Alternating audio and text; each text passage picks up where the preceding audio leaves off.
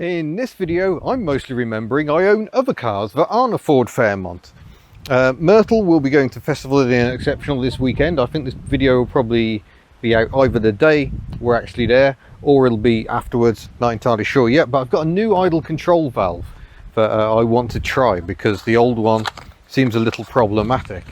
It's only 10 quid and you can see the little plunger in there. The one on the car is all the way out, so I don't know if that happens when you plug it in. Be interesting to find out. So let's get on and do that. There's a chicken down there you might be able to just hear in the background. So I'm starting to feel a bit like aging wheels now because he's got his own chickens. These are not my chickens and not my Protons behind either. They're nothing to do with me. Not my Ford Transit van, not my Sierras. That's all the hashtags out of the way. Let's open her up just to remind myself what tools I need for this job. There's the catch. Ellie's just tinking there as she cools down. So the idle control valve lives just there. That certainly looks like the right item, and it's little Torx. So I'll go and grab the little Torx thing.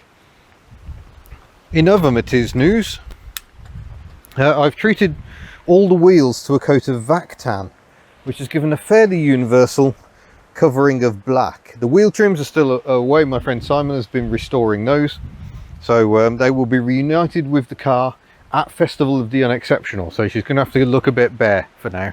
I should have done the wheel nuts as well really, but not to worry. Anyway, I'm going to leave you here and go and get tools. Well, I thought it'd be a good idea to get her warmed up so we've actually got a benchmark. So this is how she's idling at the moment. Low and a bit. I don't think there's a leak on any of these vacuum pipes. It's a little difficult to see. Yeah, that one's got a bit of chafing on it actually, but it hasn't gone through.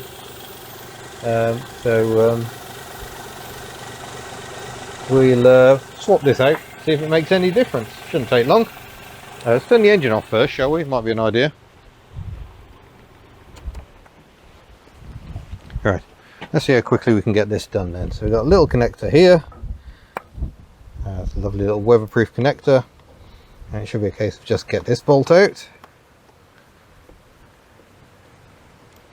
Keep a hold of that, he says, dropping it on the floor. That's amazing work.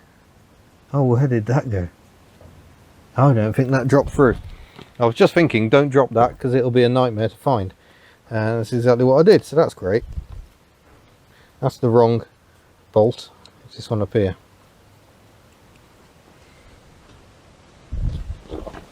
I thought that was the right size driver for that, but apparently it isn't. So it's going really well so far, and not at all Hubnut.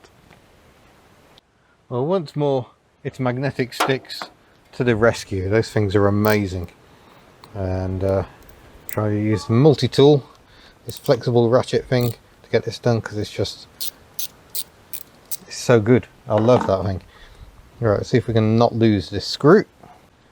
So the one coming out, the plunger is fully extended rather than fully in. So we'll see if this makes any difference. Just make sure the rubber seals there before we plonk it in. There we go. So today is Wednesday, we start road tripping on Friday. So I'm really looking forward to it. Although going from Betty to Ford Fairmont to Myrtle for a long distance trip is going to be a bit of a shock, but I mustn't get too comfortable with Betty. After all, she is not my only car. Right, let's see what happens now then. We've fitted the new one. Let's fire Myrtle up.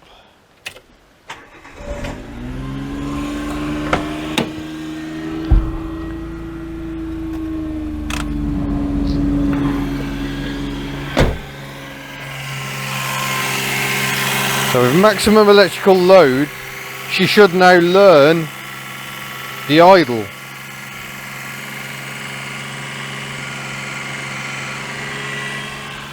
I would say she hasn't as yet. Oh, there we go.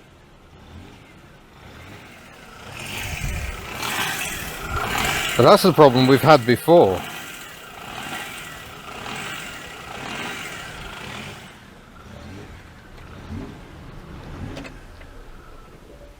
And start again.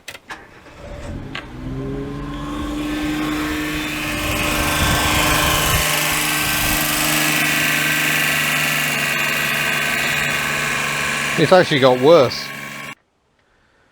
Well, this is a weird one.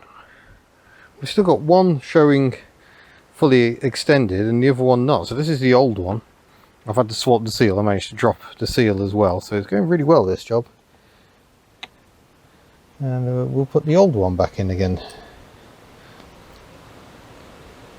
See how she runs then. It may well be there's another issue going on, but I'm somewhat baffled by this one, I must admit. Make sure those are snugged up, nice and tight. Plug it back in again. And now I probably have to reset the idle again, I should imagine.